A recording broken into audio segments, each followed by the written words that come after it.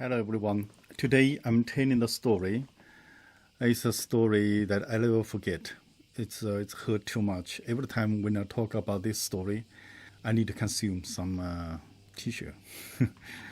Today's story is called Teng Hao. Teng Hao in English is called Vina Artemisia. Vina Artemisia. I hope my pronunciation is correct.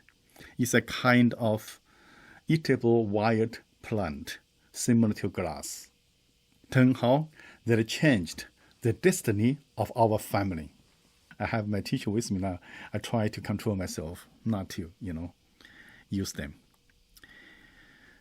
Apart from picking up secret ends for our father, Danxin and I spent much time every day looking for Teng Hao. The tool we used to cut Teng Hao was our father's old shaving blade. It's very dangerous. The both has both opening. We have to hold the blade in the middle because they have a cut here and cut on both sides. It's very easy to cut your hand. We were so brave. One day, Danxin and I went to the usual place, searching for Teng Hao among the other wild grasses. We were so lucky. The place we lived, because it's a provincial government area, we still had grasses. But for other places, there even no grass, no trees, no bark, nothing left. When I was busy working, our neighbor Wang Pang, a fat boy 3 years older than Danxin, so it means like 4 or 5 years older than me, came over to me. His father was Provincial Minister Wang, my father's superior. Precisely, my father was his father's secretary. He said to me, "Joe boy, work harder, but when you finish, you must give me half of what you get from this area." I asked him why. He explained to me that yesterday he declared ownership of the Teng Hao in this area by putting a wooden sign here. Therefore, anyone who picks Teng Hao from this entire area ought to give him half. What he had said was completely against the communist ideology that his father fought for. But I was too young to reason about that. All I could do was to walk away. Of course, he wouldn't let me. The fight occurred. Wang Pang was not only 4 or 5 years older than me, but also much larger. Therefore, in no way could I be his rival. Soon, he was riding on me. I was his little horse. I called for help by shouting, "Danxin, 哥哥!" In that period of time, I would call Danxin as 哥哥, elder brother, only when in desperate situation needed his help. Danxin rushed over to us, trying his best to drag me out from Wang Pang's arm. Beyond my expectation, Wang Pang gave me up, instead replacing me with Danxin as his horse. Punching my brother's face again and again. At the same time, he yelled at me, "How dare you call your brother? Call your brother for what? For being beaten?" The situation made me crazy. I decided to fight with him to the death. I dashed up and bit his arm like a wild dog. Wang Pang overcame the pain, punching me down. Now Danxin and I were both under him. Someone must have told our father what was happening down there. Father ran to us hastily.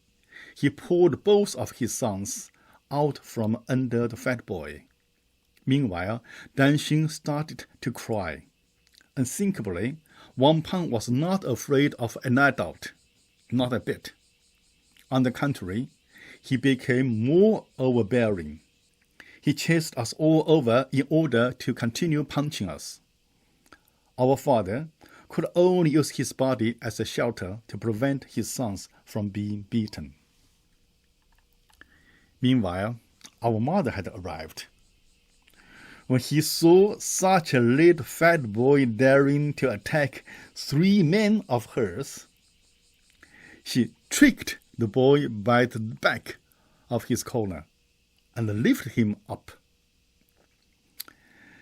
"How overbearing you are! Let's go see your mother." Suddenly, Wang Pan, this time, "Wah!" burst out crying as loudly as he could. Felt the power of mother's backing. Taking advantage, I ran away from father towards Wang Pan. "If you CK your mother, you are a son of bitch." Immediately, mother rewarded me with a big blow on my head. At exactly that moment, Wang Pan's mother appeared. She must also have heard my words, "son of a bitch." She dragged her son back home with snivers and tears. Wow. The same day at the dinner hour, mother was working overtime. Went to watch the Tenha. My brother and I collected that day in a public water place. At that time, most Chinese homes were without private water supply. After I cleaned up the Tenha, I went back home. I saw Minister Wang. Okay. Minister Wang is the father of Wang Pan. Was sitting on the only chair with a back in our home. His right leg crossed over his left, toes pointing to the ceiling. Watching me walking, Wang did not stop playing with a box of cigarette in his hand. My father was sitting on a small wooden bench, looking up at his boss, like a... If he were not my father, I would have described him as looking like a Pekinish dog. I'm sorry. Father, Papa, I'm sorry. Minister Wang must have been quite disappointed when he saw me was not afraid. He looked at me again. Very slowly he said, "Joe boy, how dare you to call your fat brother," his son, "names? If your fat brother is a son of bitch, what am I? Bitch?" I looked at him and did not say he wasn't.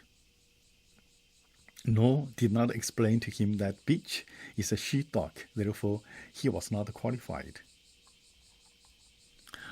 One continued, "Suppose I'm a bitch. What would that make your daddy? Bitch's secretary? And your mother? Bitch's secretary's wife? And you all would be sons of bitch's secretary." What an adult. Not knowing what to say, my father's smiling face appeared uglier than if he were crying. Then one turned his face to my father, talking with a rather official tone, like he always did at office. This, not only the children, you should also criticize your wife. You should not be afraid of wife. And this, the kids quarrel, I don't get involved. What is that? This. Father clapped his hand with exultation. Today, I discovered that you, respectable Minister Wang, can give considerably good speech without my manuscripts. Well, Wang was obviously very pleased. He took out 2 cigarettes from the cigarette box, clipped one between his lips, and flipped one towards my father. Father failed to catch the cigarette from his boss, and the cigarette rolled under the table. Father hurried down under the table, picked up the cigarette, blew dust once, twice, and handed it back to his boss. "Oh, this is not strong enough. It would be a waste for me to have it." One took the cigarette without hesitation and put it back to the box. That's right. To save every single coins for the sake of war and revolution. This is a Mao's quotation. Save every single coin for the sake of war and revolution. Okay, from Mao Zedong. I was glad that father did not take that cigarette, a sugar-coated a sugar-coated bomb. This is also a very long Chinese saying. Anything with a hidden something is a sugar-coated bomb. Okay. Then one turned his voice to be much more personal. Slowly, he said to my father, This, I mean, the one, your sister-in-law," he refers to his wife, "who is in charge of the house, is still angry at me. She is from the north, not well educated, ill-tempered. Nothing I could do. Perhaps, maybe, we could invite Comrade Xi Wen, my mother. They could invite my mother to my home, give a self-criticism. That could calm my wife's anger. The affair would be over. Otherwise, she is very stubborn, and the complaint would be endless with me. After all, kids quarrel, no big deal." He's actually backing my father. Father echoed, "Right, absolutely right. Kids quarrel, no big deal." At the same time, father must be thinking that your wife stubborn 1 inch, my wife stubborn 1 meter. If my wife could make a self-criticism to your wife, she wouldn't have lifted your son up in the first place.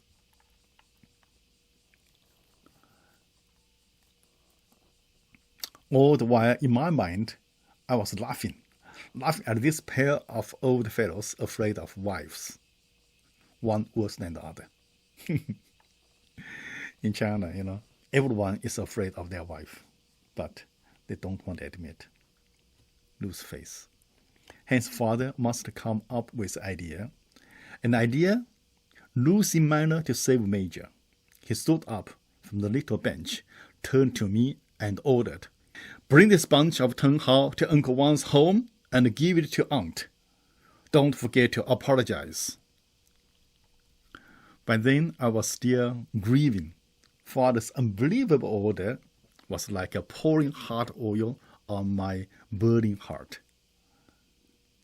It is human nature, animal nature too, to protect one's own children, while my father not only spoke no justice, but actually stood by the enemy.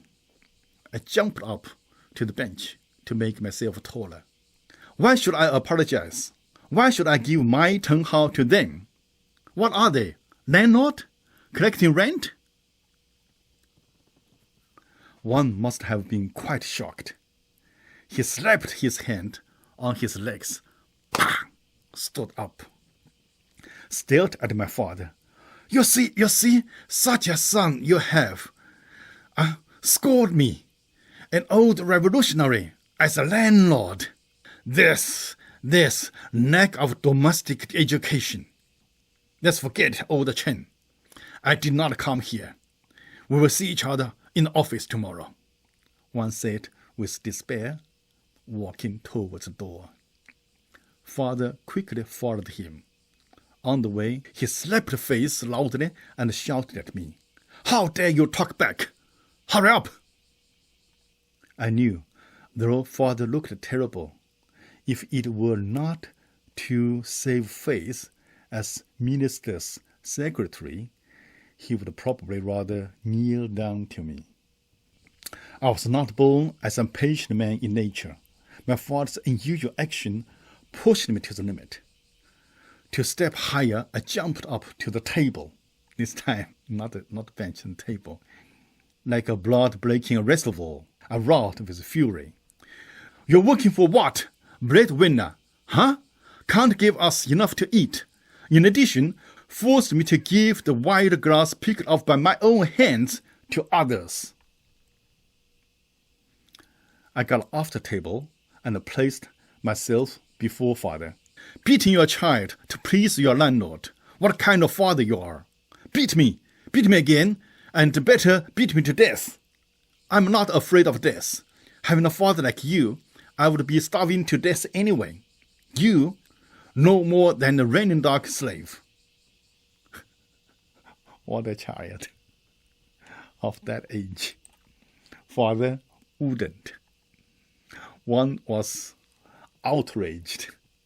He trembled, walked to the door repeatedly.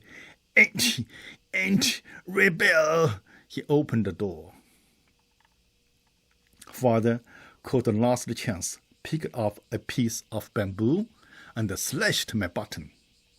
I moved my button quickly enough to avoid being bitten. The piece of bamboo hit my heel. A small piece of flesh was sliced off. Not totally, but connected to my foot with a piece of skin. I remember it very clearly. I still can feel the pain, The heel was chopped off, one piece of flesh. That stopped one from going out. He had a look at me, half stumped. Father kept his eyes on his bus, raised up the piece of bamboo towards me again, but he stopped there, as if waiting for the order from his boss. One quickly responded by holding my father's hand. Stop, old Chen! At that very moment, Danxin got up from the bed with all the pain and injury all over his body, took the bunch of tenghao and walked resolutely straight to one's home. Okay, my brother made the sacrifice. From that point on, our brothers had no problem with wampum for a long time. Okay, you don't fight, you don't know.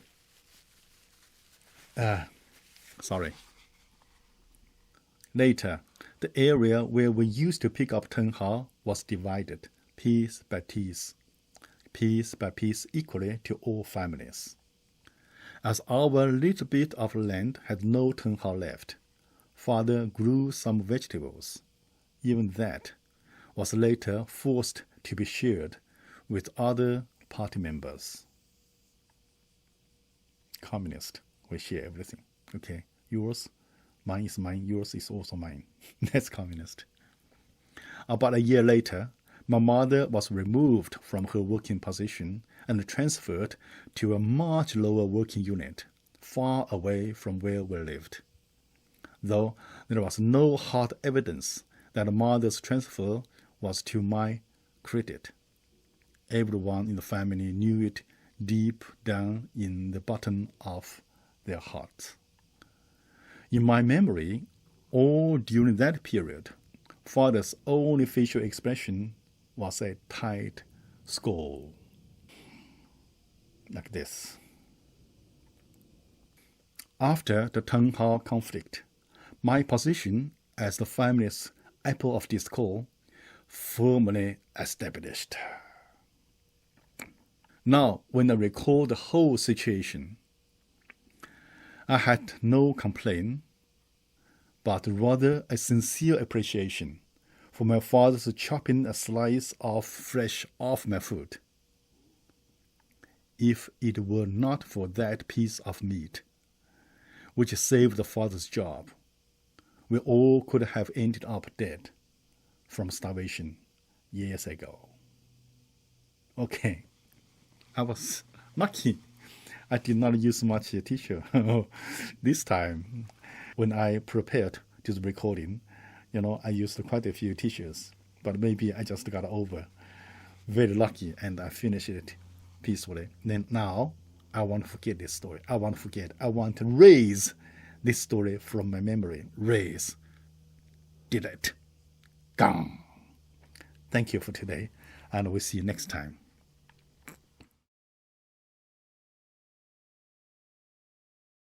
Can give considerably, considerably.